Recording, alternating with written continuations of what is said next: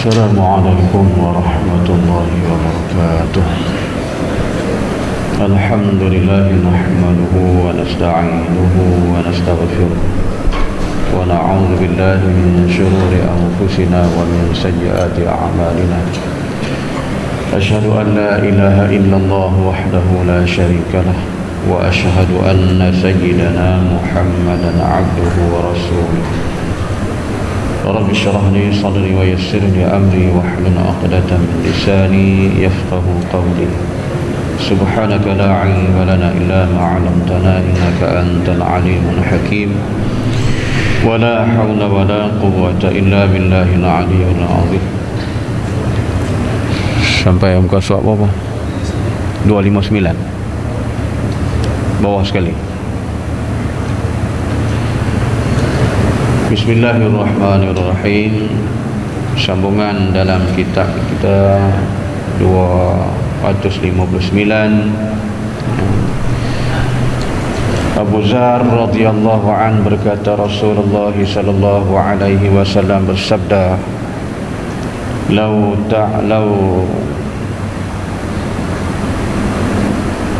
ta'lamuna ma a'lam لضاحكتم قليلا ولبكيتم كثيرا ولو تعلمون ما أعلم لخرجتم إلى الصعدات تجأرون إلى ربكم وتبكون ولو تعلمون ما أعلم ما إن بسطتم إلى نسائكم ولا تفارتم على فراشكم ولا واددت أن الله خلقني يوم خلقني شجرة تعضد." Andaikan kamu mengetahui sebagaimana yang aku tahu, nescaya kamu banyak menangis dan sedikit tertawa. Dan andaikan kamu mengetahui apa yang aku ketahui, nescaya kamu akan keluar ke dataran yang tinggi, menjerit-jerit kepada Tuhan, menangis. Andaikan kamu mengetahui apa yang aku ketahui, nescaya tidak dapat bersuka-suka pada isteri kamu dan tidak tenang di tempat tidur kamu. Dan saya ingin, andaikan ketika Allah menjadikan aku dijadikan pohon yang ditebang orang. Itu sambungan daripada kuliah yang telah pun disampaikan oleh Ustaz Hamzah kita. Ini kata Abu Zar dengan sabda Nabi sallallahu alaihi wasallam, andai kata kamu ketahui sebagaimana yang aku tahu, nescaya kamu banyak menangis dan sedikitlah ketawa. Sedang hadirin hadirat yang dirahmati Allah sekalian, di sini menjelaskan kepada kita tentang sifat dan juga akhlak, tingkah laku, budi perangai Nabi sallallahu alaihi wasallam, yang mana kita merata-rata dan masih lagi mengadakan majlis memperingati maulidnya Nabi sallallahu alaihi wasallam. Jadi eloklah kita ni melihat bagaimana tingkah laku, akhlak, budi perangai Rasulullah sallallahu alaihi wasallam ini.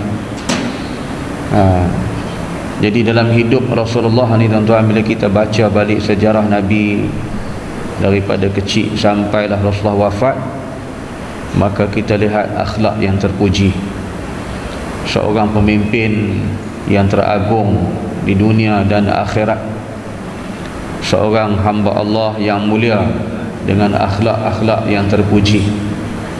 Itulah Nabi dan Rasul yang dilantik oleh Allah di akhir zaman. Jadi dalam hadis ini diceritalah kepada kita tentang sifat Rasulullah ni. Sebab tu diceritakan kepada kita, andai kata kamu mengetahui sebagaimana yang aku tahu, nescaya kamu banyak menangis dan sikitlah ketawa. Rasulullah sallallahu alaihi wasallam di akhir-akhir hayat, belum dia kembali kepada Allah, maka beliau banyak menangis. Waktu dalam kita lihat dalam peristiwa Isra dan Mi'raj, bila Nabi balik, Nabi menangis. Dan begitu juga selepas Haji Wida, Nabi menangis. Dan ketika Nabi menyampaikan pesanan terakhir dalam Haji Wida, Nabi menangis. Dia menangis bukan apa? Bila kita kaji balik melihat sejarah para ulama mengupas, menangis mengenangkan dia nak kembali kepada Allah, meninggalkan umatnya, maka disayangi umat. Bila Nabi wafat, umatnya dalam keadaan yang bercelaru, bercelaru. Itu yang Nabi menangis tu, mengenangkan umat dia. Selesai Isra dan Mi'raj, Nabi menangis juga, sebab dilihatkan oleh Allah bagaimana azab seksa sengsaranya di kalangan umat Rasulullah sallallahu alaihi wasallam, yang mana mereka dimasukkan ke dalam neraka, diazab oleh Allah dalam neraka. Maka Nabi menangis. Yang peliknya kita ni pula pakat gelak ketawa banyak. Buat dosa patut kita menangis, tapi kita bila buat dosa kita gelak ketawa. Ini yang tak betul ni tuan-tuan. Jadi kita ni kena sedarlah diri kita ni banyak salah, banyak silap, banyak dosa yang telah kita lakukan. Mengenangkan itulah Hujatul Islam Imam Al-Ghazali rahimallahu ta'ala, dia suruh kita duduk dalam keadaan bertafakur sejenak. Ni waktu mana ni? Waktu nak menjelang sahur, waktu pagi itu bangkit awal-awal. Jadi kita sembahyang sunat tahajud, sunat tasbih dan sebagainya, maka dikata bila sampai kita sembahyang sunat taubat, maka disuruh kita duduk bertafakur seketika, mengenangkan diri kita. Cuba kita pejamkan mata dalam keadaan gelapnya gelita waktu malam. Waktu bila kita sembahyang malam ni, elok kita tak usah pasang lampu, tuan. Nak merasa kegelapan malam tu, mudah-mudahan insaf diri kita merasa kegelapan kita di alam kubur. Kubur kita nak masuk besok ni. Pada alam kubur ni tuan-tuan, bagaimana disebut di dalam kitab ni juga, kata Syekh ni almarhum Abu Lais As-Samarqandi, berdasarkan hadis Nabi, kubur seseorang itu akan menjadi terang, luas, lapang jika sekiranya mereka itu beramal yang soleh dan beriman dan bertakwa kepada Allah. Tetapi sebaliknya, kubur seorang itu akan jadi sempit, akan jadi gelap, oleh kerana mereka itu orang yang menentang ataupun yang asiyah kepada Allah, mati dalam keadaan yang maksiat, mati dalam keadaan tidak beriman dan bertakwa kepada Allah. Ini kita kena siap diri kita tuan-tuan. Jadi sebab itulah bila kita balik pada peribadi Rasulullah, Nabi menangis mengenangkan umat dia, sementara kita pula gelak ketawa banyak dalam keadaan kita melakukan dosa. Sebab tu Nabi kata, andaikan kamu mengetahui sebagaimana yang aku tahu, nescaya kamu banyak menangis, sedikitlah ketawa. Allah telah memberitahu kepada Nabi tentang rahsia-rahsia di alam yang gaib.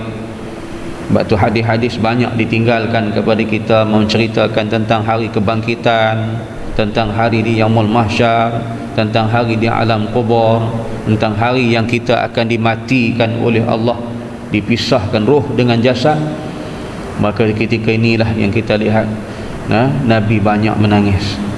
Sebab tu dalam riwayat menceritakan tuan-tuan, di saat-saat Nabi yang telah pun kata nazak, tenat untuk diambil ruh oleh malaikat yang mencabut ruh ini, Nabi memanggil anaknya Fatimah Az-Zahra radhiyallahu anha. Isteri dia tak panggil, dia panggil anak dia Fatimah. Jadi Fatimah mari dekat dengan dia, maka dia suruh tunduk, lalu dibisikkan ke telinga Fatimah, Fatimah pun angkat muka, dan sekalian orang nampak, isteri Nabi nampak, para sahabat nampak, muka Fatimah berubah jadi muram, jadi suasana muka yang tidak ceria. Kemudian Nabi minta sekali lagi, Fatimah tunduk, letakkan telinga. Nabi bisikkan. Dia bangkit semula dengan wajah yang ceria dan tersenyum riang. Maka Rasulullah pun kembali ke rahmatullah. Bila wafat selesainya Rasulullah, Aisyah radhiyallahu anha bertanya, apa yang dibisikkan Nabi kepada kamu wahai Fatimah? Bisikan yang pertama, aku tengok rupa kamu berubah, agak berbeza, dan rupa-rupa kamu dalam keadaan yang tidak cantik. Nampak berubah sungguh, nampak berkerut habis muka bersabar. Dan kali yang kedua pula kamu dibisik, kamu bangkit dengan wajah yang ceria, tersenyum. Kata Fatimah anaknya, dia kata, wahai Ummi, sesungguhnya kali pertama Rasulullah bisik kepada aku itu, Nabi kata, wahai Fatimah, sudah sampai masanya aku akan diambil nyawa, dikembali kepada Allah. Sudah dekat, sudah hampir. Sebab tu Fatimah berubah muka, tanda kasih dan sayang, bukan pekai ayah, tapi kasih sayang kepada seorang pemimpin yang agung, Nabi lagi Rasul. Kali yang kedua dia kata dipanggil pula, dia bisik, dia kata aku bangkit dengan wajah yang ceria. Oleh kerana Nabi SAW menyatakan, wahai Fatimah, jangan kamu berduka cita, jangan kamu bersedih. Sesungguhnya selepas kewafatan aku ini, kamu pula akan menyusul mengikuti aku daripada belakang. Waktu Fatimah ceria, dia bangkit dengan wajah yang ceria, tersenyum dia. Makna dia suka akan ikut jejak langkah, tak berapa lama lagi dia juga akan kembali ke rahmatullah.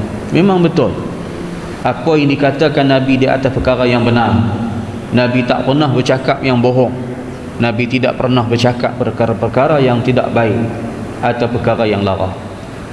Selang berapa lama sahaja daripada peristiwa kewafatan Rasulullah sallallahu alaihi wasallam, Fatimah Az-Zahra kembali pula kepada Allah Subhanahu wa taala, menyusul ayahandanya Nabi sallallahu alaihi wasallam. Itulah kegembiraan yang dinantikan oleh Fatimah untuk kembali kepada Allah. Kita tuan-tuan seboleh-boleh nak kekal 100 tahun, 1000 tahun atas dunia ni. Jadi sebab itulah kita ni buat persiapan, moga-moga kita dimatikan dalam keadaan beriman. Sebab di alam-alam yang gaib ini banyak yang telah dinyatakan kepada Nabi. Waktu Nabi banyak menangis mengenangkan akan alam yang kita akan tempuh di alam barzakh dan juga di alam akhirat. Dan kata Nabi, andaikan kamu mengetahui apa yang ada yang aku ketahui, nescaya kamu akan keluar ke dataran yang tinggi, menjerit-jerit kepada Tuhan, menangis. Ini kata Nabi, jika kamu ni tahulah apa yang aku tahu ni, ilmu Allah yang ada pada Nabi kita tak ketahui lah, sebab diberi kepada dia, melainkan apa yang telah disabdakan Nabi dengan hadis-hadis itu yang kita dapat ilmunya. Jadi Nabi mengetahui lebih daripada itu. Dia kata, jikalah kamu tahu apa yang aku tahu ni, kamu akan pergi ke dataran yang tinggi, kamu akan menjerit-jerit menangis kepada Allah. Ini juga menceritakan dalam kitab kisah orang salafus salih, seorang ulama yang bila tiba musim haji, tuan-tuan, dia pergi di hadapan Kaabah, dia menangis, dia menjerit-jerit, dia menangis-nangis, dia teresak-esak dia di hadapan pintu Kaabah, mohon keampunan kepada Allah di atas dosa dia. Tuh para alim ulama yang kita pergi tawaf, duk cerita hal-hal kampung, sambil duk tawaf, sambil bersembang cerita hal kita di kampung. Inilah yang pekerjaan yang lara banyak orang buat haji dan umrah. Dia bergelak seronok suka pula. Kita itulah peluang dan masa untuk kita mohon keampunan di hadapan Kaabah. Mudah-mudahan Allah mengampunkan dosa kita. Bukan untuk kita berseronok suka, bukan untuk kita menceritakan bagaimana senangnya kita tinggal keluarga kita, bukan bagaimana kita nak cerita bagaimana kita tinggal kampung halaman. Tempat untuk kita munajat, tempat untuk kita beristighfar, yang sudah sampai masanya kita berada di depan-depan kita tu. Tu peluang tu jangan lepas. Sebab tu Nabi kata, kalau kamu tahu apa yang aku tahu, kamu akan pergi ke tempat yang tinggi menjerit, menangis kepada Tuhan. Andaikan kamu mengetahui apa yang aku ketahui, nescaya tidak dapat bersuka-suka pada isteri kamu. Ya, ini satu kesukaan kita, nafsu kita. Suka macam mana pun, seronok macam mana pun dengan isteri kita ingat, dan isteri kita pun kena ingat juga. Seronok suka dengan suami pun, sampai masa ketikanya Allah akan cabut nyawa kita juga. Jadi kita hendak kita meninggal kembali kepada Allah dalam keadaan kita beramal ibadah. Jangan mesti balik kampung baru sampai pagi ni, pukul 3.45 pagi tadi sampai. Cerita sahabat kita di kampung, dia selesai sembahyang tahajud, selesai baca Quran di waktu sebelum fajar menyingsing, belum terbitnya fajar. Di saat-saat 2-3 minit lagi azan subuh akan berkumandang, dia kembali ke rahmatullah. Allahu Akbar. Tu yang kita nak. Dah siap sedia untuk solat subuh, kembali kepada Allah. Selesai sudah tahajud pun sudah selesai, sudah sunat tasbih tahajud, selesai sunat witir, baca Quran, tutup, habis kembali ruh kepada Allah Subhanahu wa taala. Itu satu kebahagiaan. Sebab di waktu subuh dengan di waktu asar, malaikat silih berganti. Maka ketika itu pertemuan para malaikat Allah di satu ketika, maka dibawa amal hamba ini dalam keadaan beribadat kepada Allah, mati dalam keadaan beriman. Cukup mulia tu. Tu kita nak macam tu. Jangan duk seronok sangat. Ialah kita ni memanglah diberikan itu hak kita, suami isteri, tetapi ada ketika dan masanya yang kita ni jangan reka dalam keseronokan itu. Kematian dia tak kira seronok ke apa, tetap akan sampai. Jadi mudah-mudahan jangan kita leka sangat. Dan saya, kata Nabi, ingin andaikan ketika Allah menjadikan aku dijadikan pohon yang ditebang orang. Maknanya Nabi nak dalam kehidupan dia itu menjadikan dirinya dapat berguna dan dimanfaatkan kepada orang ramai. Maka itulah Nabi dan Rasul Allah jadikan bukan untuk satu suku dan bangsa, bukan untuk seorang ibu dan bapa kepada sesiapa, tetapi Nabi dijadikan oleh Allah sebagai utusan Allah untuk seluruh umat dan dimanfaatkan kepada seluruh umat. Wa ma arsalnaka illa rahmatan lil alamin. Allah menyatakan di atas yang kami utuskan, barang yang kami utuskan itu membawa rahmat ke seluruh alam.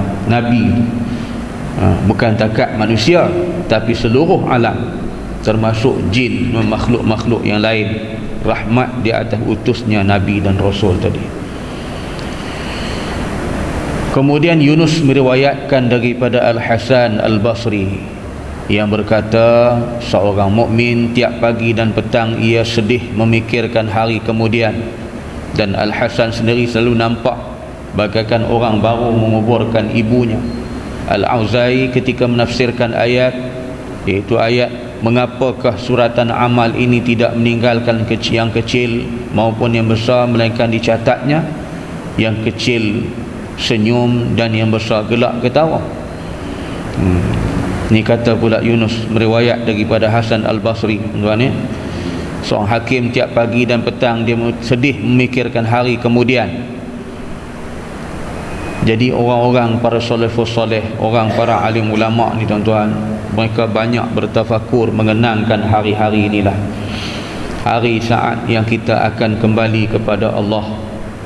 hari yang kita akan menemui akan Allah, maka hari-hari ini merupakan hari yang amat mengerikan kita.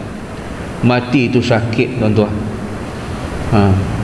Nak dipisahkan roh dengan jasad itu sakit.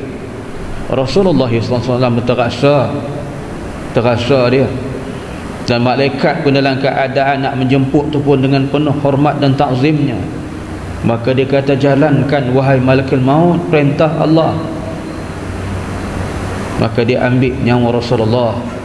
Sakit nyawa berpisah daripada jasad itu, dan bertambah sakitnya apabila roh dan jasad berpisah daripada manusia yang tidak beriman kepada Allah. Lebih terseksa dan sakit. Jadi sebab tu yang kita ni, tuan-tuan, jangan leka dalam beramal ibadat kepada Allah. Beristighfarlah banyak-banyak dalam keadaan kita bertafakur. Tu kata Syahid Al-Ustaz Hasan Al-Banna dalam markalah penulisan dia, ya, Madrasah Hasan Al-Banna. Dia kata apabila manusia menggunakan dua kalimat, yazkuruna wa yatafakkaruna, manusia itu akan menjadi manusia yang ma'rifatullah. Apabila kita mencantumkan manusia itu berzikir dan berfikir kepada Allah, menghasilkan insan itu ma'rifatullah. Jadi kita kena banyak duduk berzikir, mengingati Allah, bertafakur, mengingati Allah, dan ingat diri kita tentang amal ibadat kita ni. Berapa banyak dah ibadat kita buat, berapa banyak ibadat yang kita tinggal, berapa banyak dosa yang telah kita buat, berapa banyak pula pahala yang telah kita kutip, yang kita dapat. Tu dia suruh bertafakur. Tu yang saya kata pada tuan-tuan dulu kan, saya dah cerita dulu, seorang ulama nak makan sebiji pisang boleh menangis teresak-esak. Sebab dia fikirkan tentang nikmat pisang tu dengan amal ibadat dia tak sepadan dengan nikmat pisang sebiji tu. Tu para alim ulama, ahli sufi, orang yang kuat beriman, beramal. Kita berapa kali dah menitih air mata menangis kerana takutkan Allah. Atau kita kena ingat tu, setitik air mata yang menangis kerana takutkan akan Allah, itulah yang akan memadamkan api neraka Allah. Teringat saya kepada ucapan Syekh Salah, Syekh Khalifah Salah, imam besar Jordan dan pensyarah Universiti Mu'tah di Jordan, dan memegang sanad Quran, anak murid kepada Syahid Al-Ustaz Hasan Al-Banna. Dia mengatakan setitik air mata yang menangis kerana takut kepada Allah, itulah yang akan memadamkan api neraka Allah. Waktu kita disuruh baca Quran, baca Quran pun Allah dan Nabi perintah supaya kita boleh menangis, menitihkan air mata. Jadi itulah tuan-tuan ni, bertafakur, memikirkan dosa kita, bagaimana para ulama ni yang lakukan dalam hidup mereka. Dan Al-Hasan selalu nampak bagaikan orang yang baru menguburkan ibunya, orang yang baru ketinggalan, ibunya meninggal, baru dikebumikan. Dia rasa sedih, rasa hibah, muka pun tak ceria. Jadi kita boleh lihat, begitulah rupa gambarannya, bagaimana yang dikatakan Al-Hasan, yang diri sendiri pun nampak bagaikan orang yang baru meninggal ibu, sedih, tidak dalam keadaan wajah yang ceria, boleh memikirkan tentang diri mereka dengan Allah Subhanahu wa ta'ala, tentang dosa, tentang pahala, ya. Dan Al-Auza'i ketika menafsirkan ayat, mengapakah suratan amal ini tidak meninggalkan yang kecil maupun yang besar, melainkan dicatat. Yang kecil yang senyum, ya, yang kecil senyum, dan yang besar gelak ketawa. Amal-amal kita ni ditulis oleh malaikat raqib dengan atid. Maka dicatat amalan kita itu di atas semuanya, tiada ada yang tercicir, yang tertinggal. Bukan macam SB kadang-kadang ada juga dia tulis laporan tak betul, kan? Tapi malaikat raqib atid dia catat yang benar, lagi perkara tak akan tertinggal, walaupun sebesar hama sekalipun tetap akan ditulis.